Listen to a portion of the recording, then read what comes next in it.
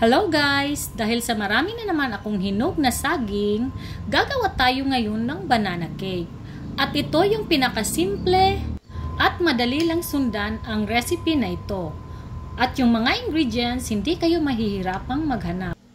So tara, samahan niyo akong gumawa sa napakasarap at napakalambot na banana cake. Ang una nating gawin ay ihalo ang dry ingredients. 1 cup na all-purpose flour, 1 cup na sugar, 3/4 teaspoon na baking soda, 1/4 teaspoon na salt. So i-mix lang tapos set aside muna natin. Tapos magmamash tayo ng saging. 4 na piraso yung ginamit ko dito guys kasi maliliit yung saging. Pero pag malalaki yung saging na gagamitin nyo, 3 lang. So imamash natin.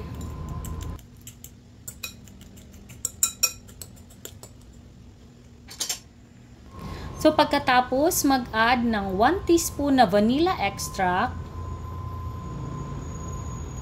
Isunod ang 2 itlog, large size yung itlog na ginamit ko.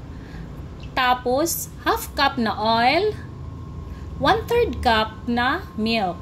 Pwede evaporated milk, pwede fresh milk. Pagkatapos nating mahalo, i-add na natin ang flour mixture.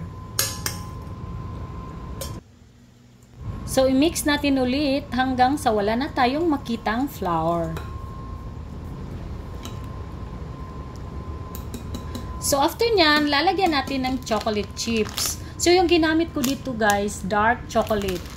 Goya yung brand, tapos mabibili lang yan sa mga supermarket.